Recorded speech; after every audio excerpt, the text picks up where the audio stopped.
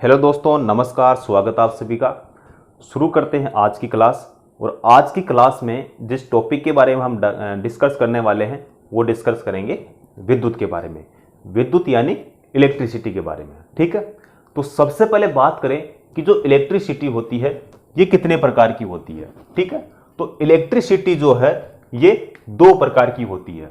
कितने प्रकार की? दो प्रकार की होती है, जिसमें पहली है स्थिर विद्युत। स्थिर विद्युत का मतलब हो गया स्टैटिक इलेक्ट्रिसिटी। ठीक है, और दूसरी हो गई चल विद्युत या फिर गतिक विद्युत। ठीक है, जिसे डायनामिक इलेक्ट्रिसिटी कहते हैं। ठीक है, सबसे पहले बात करें कि जो स्थिर विद्युत होती है, जो स्टैटिक इलेक्ट्रिसिटी होती है, ये कितने प्रकार की होती है? तो आप कहेंगे कि ये तो एक ही प्रकार की होती है। ठीक है, उसके बाद में जो चल विद्युत होती है, जो गतिक विद्युत होती है, ये कितने प्रकार की होती है? ये दो प्रकार की होती है। कितने प्रकार की? दो प्रकार की। कौन कौन सी होती है? तो एक तो होती है हमारी एसी और दूसरी होती है डीसी। ठीक है, अब सबसे पहले अगर किसी को पूछे कि विद्युत कितने प्रकार की होती है, तो सबसे पहले वो यही जवाब देता है कि एक तो होती है एसी और दूसरी होती है डीसी। ठीक है, लेकिन इसको, ये जो स्थिर विद्युत है, इसको भूल जाते हैं कि सबसे पहले स्थिर विद्युत होती है, उसके बाद में गतिक विद्युत होती है। जो गतिक विद्युत होती है वो भी दो प्रकार की होती है। कितने प्रकार की? दो प्रकार की, जिसमें पहली होती है एसी और दूसरी होती है डीसी। ठीक है, तो सबसे पहले बात करें कि जो विद्युत है, सबसे पहले स्टैटिक इलेक्ट्रिसिटी के बारे में यहां पे हम बात करेंगे। ठीक है, स्टैटिक इलेक्ट्रिसिटी का मतलब हो गया स्थिर विद्युत। ठीक है, अब बात करें कि स्थिर विद्युत का उत्पादन कैसे होता है।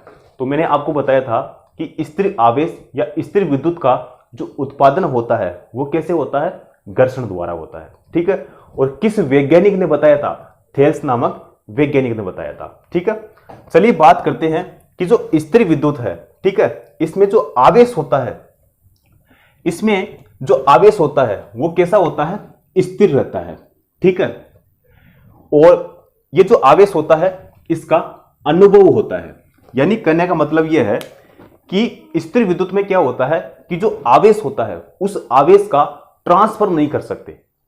ठीक है, ट्रांसफर नहीं कर सकते, यानी उसका अनुभव तो कर सकते हैं लेकिन उसका ट्रांसफर नहीं कर सकते। इसीलिए जो आवेश होता है वो क्या होता है? इसमें स्थिर होता है। ठीक है, यानी आवेश का अनुभव होता है और आवेश स्थिर होता है। दूसरा, इसमें इलेक्ट्रॉन का प्रवाह नहीं होता है। तो बात वही हो गई कि जो आवेश है, ठीक है, उसका स्थानांतरण नहीं कर सकते।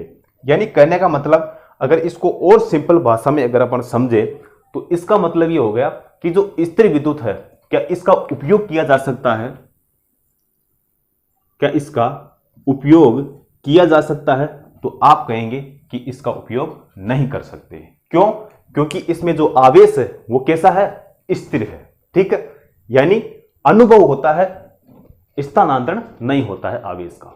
ठीक है, उसके बाद में बात करते हैं गतिक विद्युत की, यानी डायनामिक इलेक्ट्रिसिटी की। उसके बाद बात करते हैं चल विद्युत की।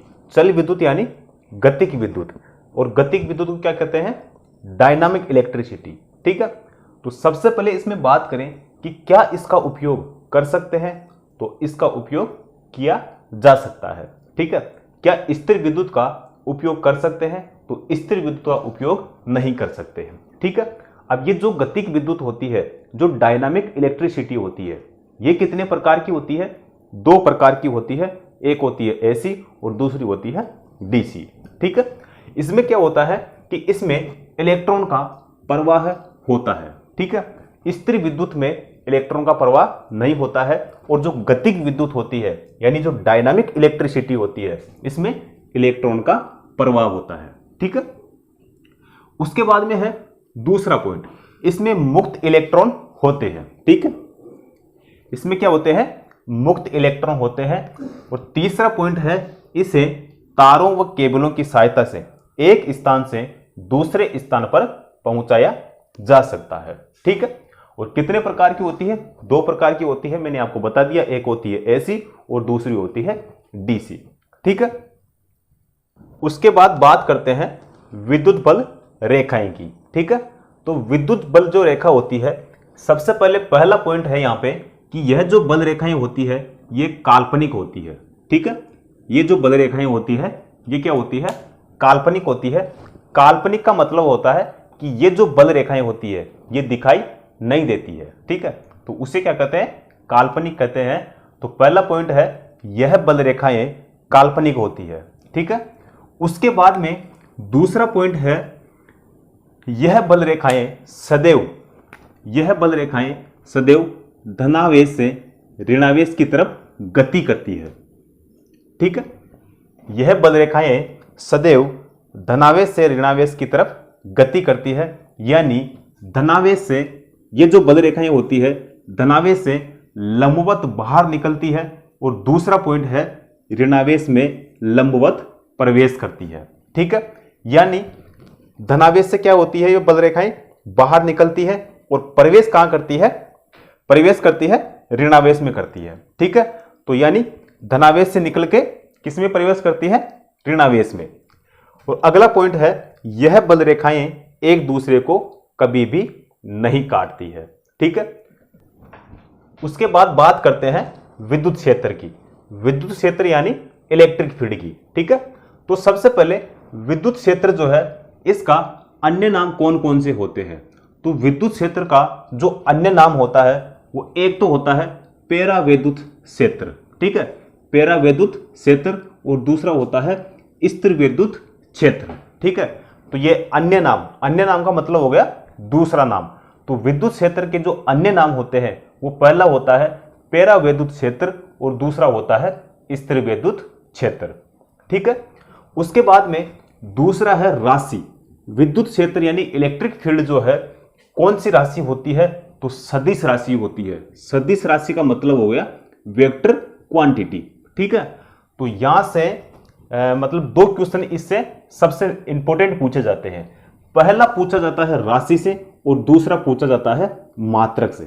ठीक है, तो सबसे ज्यादा जो इसमें से क्वेश्चन पूछे जाते हैं वो यहीं से पूछे जाते हैं। ठीक है, तो राशि कौन सी हो गई? सदिश राशि हो गई। और मात्रक क्या होता है? मात्रक होता है वोल्ट प्रति मीटर या फिर न्यूटन प्रति कूलाम। ठीक है, अब वोल्ट प्रति मीटर दे या न्यूटन प्रति कूलाम दे। ठीक है, कोई सा भी एग्जाम में पूछा जा सकता है। ठीक है, उसके बाद में बात करते हैं विद्युत क्षेत्र की कि विद्युत क्षेत्र किसे कहते हैं। ठीक है, किसी आवेश के चारों ओर का वह क्षेत्र जिसमें अन्य विद्युत प्रवाह का अनुभव करते हैं उसे क्या कहते हैं? विद्युत क्षेत्र कहते हैं। या वह क्षेत्र जहां तक विद्युत के प्रभाव या फिर गुणों का अनुभव किया जा सके उसे क्या कहते हैं?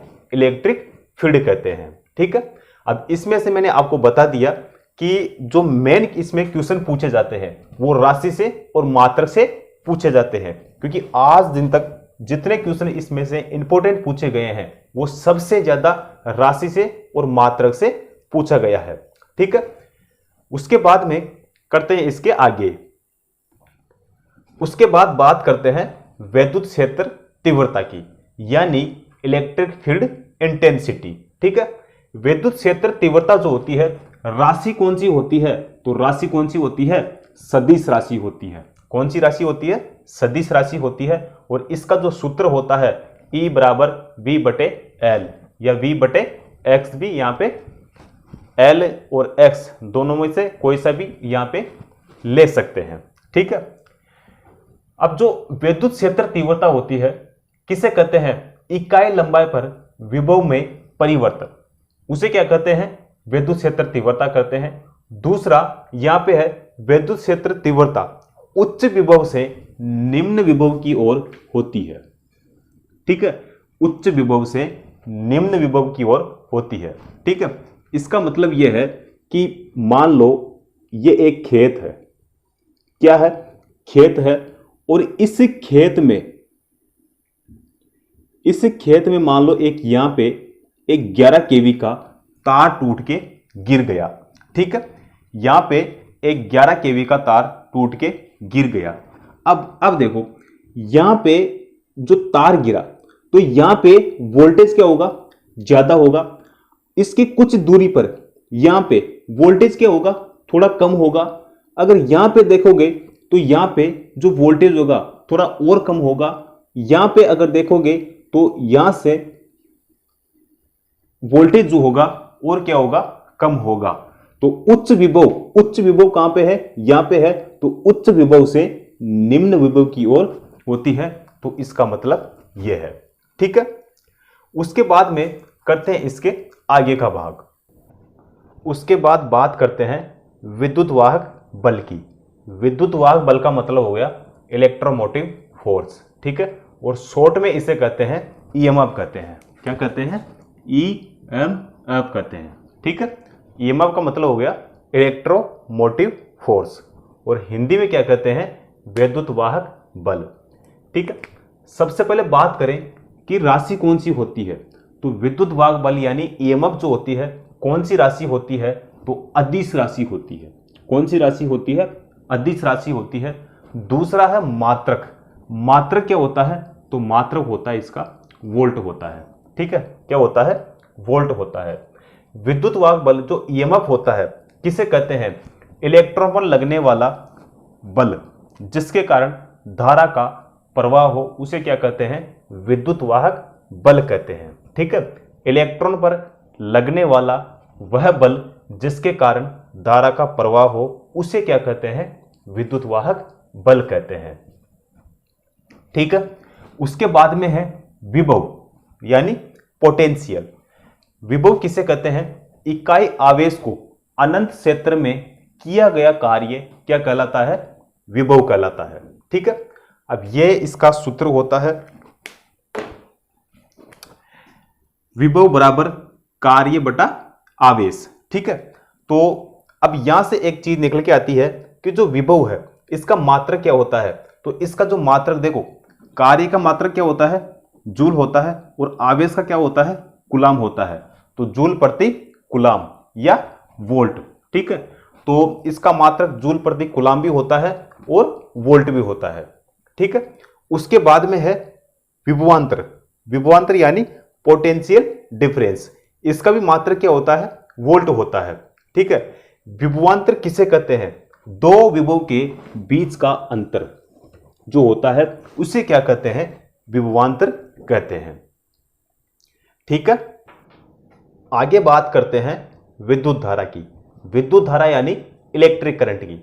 तो विद्युत धारा का जो प्रतीक होता है वो क्या होता है, आई होता है। क्या होता है, आई होता है। उसके बाद में विद्युत धारा किसे कहते हैं, विद्युत धारा उसे कहते हैं इलेक्ट्रॉन के प्रवाह को क्या कहते हैं, विद्युत धारा कहते हैं। ये क्वेश्चन भी पूछा जाता है और कई बार एग्जाम में यहां से क्वेश्चन पूछ लिया गया है कि विद्युत धारा किसे कहते हैं। तो इलेक्ट्रॉन के प्रवाह को क्या कहते हैं, विद्युत धारा कहते हैं। और दूसरा है आवेश प्रवाह की दर क्या कहलाती है, विद्युत धारा कहलाती है। ठीक है, उसके बाद में यह होता है, इस धारा का सूत्र होता है I बराबर dq बटा dt।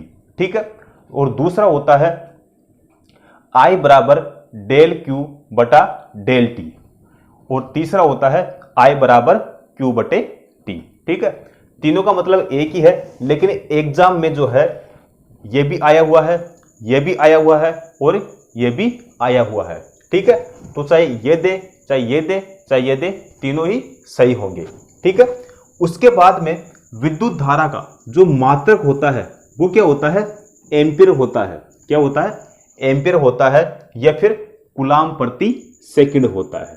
क्या होता है, कूलाम प्रति सेकंड होता है। अब आप कहोगे कि सर इसका जो मात्रक होता है वो तो एम्पीयर होता है, कूलाम प्रति सेकंड कहां से आया। अब देखो, आई का मतलब क्या होता है, आई का मतलब होता है धारा, क्यू का मतलब क्या होता है, आवेश। तो आवेश का मात्रक क्या होता है, कूलाम होता है। क्या होता है, कूलाम होता है। और टी यानी समय, तो समय का क्या होता है, सेकंड। ठीक है, हो गया ना, कूलाम प्रति सेकंड। तो इसका जो मात्रक होता है वो एम्पीयर या कूलाम प्रति सेकंड होता है। ठीक है, उसके बाद बात करते हैं धारा की, कि जो धारा होता है इसका प्रवाह कैसा होता है। तो एक बार क्वेश्चन पूछा गया था कि धारा का प्रवाह होता है, तो जो धारा का प्रवाह होता है वो इलेक्ट्रॉन के विपरीत दिशा में होता है। ठीक है, यानी अगर धारा इधर बहेगी तो आपके जो इलेक्ट्रॉन है वो किधर बहेंगे, इधर बहेंगे। अगर फिर पूछे कि धारा का प्रवाह कैसा होता है, तो धनात्मक से ऋणात्मक की ओर धारा का प्रवाह होता है। ठीक है, उसके बाद है कि जो विद्युत धारा है इसकी चाल क्या होती है। ठीक है, तो विद्युत धारा की जो चाल होती है वो पहला अगर ऐसे दे कि प्रकाश की चाल के बराबर होती है। ठीक है, तो धारा की जो चाल होती है वो प्रकाश की चाल के बराबर होती है। ठीक है, प्रकाश की चाल कितनी होती है, तो 3 × 10⁸ मीटर प्रति सेकंड। ठीक है, अगर सेंटीमीटर में पूछे, ठीक है, तो 3 × 10⁻10 सेंटीमीटर प्रति सेकंड। ठीक है, अगर और पूछे किलोमीटर प्रति सेकंड में पूछे तो 3 × 10⁵ किलोमीटर प्रति सेकंड। ठीक है, या अगर इसको कन्वर्जन करें तो 3 लाख किलोमीटर प्रति सेकंड। अब अगर इसको भी कन्वर्जन करें तो 1,86,000 मील प्रति सेकंड। और ये भी एग्जाम में आया हुआ है। देखो, ये भी एग्जाम में आया हुआ है, ये भी एग्जाम में आया हुआ है और ये भी एग्जाम में आया हुआ है। ठीक है, अगर आगे आपको कन्वर्जन करके ऐसे दे तो आपको ध्यान में रखना है। ठीक है, उसके बाद बात करते हैं विद्युत धारा के प्रकार की। ठीक है, अब विद्युत धारा जो होती है कितने प्रकार की होती है, तो 2 प्रकार की होती है, जिसमें पहली होती है डीसी और दूसरी होती है एसी। डीसी का मतलब हो गया डिस्च धारा और एसी का मतलब हो गया प्रत्यावर्ती धारा। ठीक है, तो ये इसका साइन होता है डीसी का। इसमें पहला पॉइंट है दिशा व मान सदैव क्या रहता है, नियत रहता है। ठीक है, दिशा व मान सदैव क्या रहता है, नियत रहता है। दूसरा पॉइंट है आवर्ती। डीसी की आवर्ती यानी जो फ्रीक्वेंसी होती है वो कितनी होती है, 0 होती है, यानी 0 होती है। ठीक है, उसके बाद में तीसरा पॉइंट है इसे संचित किया जा सकता है, इसे संचित किया जा सकता है। और इसका जो उपयोग है वो कहाँ पे करते हैं, इलेक्ट्रोप्लेटिंग में करते हैं। ठीक है, उसके बाद में बात करते हैं एसी यानी प्रत्यावर्ती धारा का। ये साइन किसका होता है, ये साइन होता है एसी का होता है। एसी की आवर्ती कितनी होती है, यानी फ्रीक्वेंसी कितनी होती है, तो 50 हर्ट्ज होती है और प्लस माइनस 3% होती है। ठीक है, उसके बाद में एक और क्वेश्चन पूछा जाता है यूएसए की फ्रीक्वेंसी कितनी होती है, तो 60 हर्ट्ज होती है।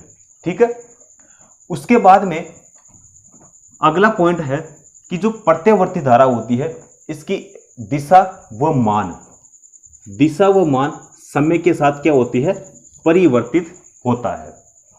ठीक है, उसके बाद में अगला पॉइंट है इसे संचित नहीं कर सकते हैं। और उसके बाद में है कि इसका उपयोग जो होता है वो पारेषण और वितरण लाइन के लिए करते हैं। ठीक है, उपयोग कहाँ करते हैं, पारेषण व वितरण के लिए करते हैं। ठीक है, उसके बाद है विद्युत धारा के प्रभाव। तो विद्युत धारा के कौन कौन से प्रभाव होता है, तो पहला होता है रासायनिक प्रभाव। ठीक है, दूसरा होता है विद्युत चुंबकीय प्रभाव, तीसरा होता है उष्मीय प्रभाव, चौथा होता है आयनीकरण प्रभाव और पांचवा होता है एक्सरे प्रभाव। ठीक है, तो पहला होता है रासायनिक प्रभाव, दूसरा होता है विद्युत चुंबकीय प्रभाव, तीसरा होता है उष्मीय प्रभाव, चौथा होता है आयनीकरण प्रभाव और पांचवा होता है एक्सरे प्रभाव। ठीक है, तो ये सभी क्या होते हैं, विद्युत धारा के प्रभाव होते हैं। ठीक है।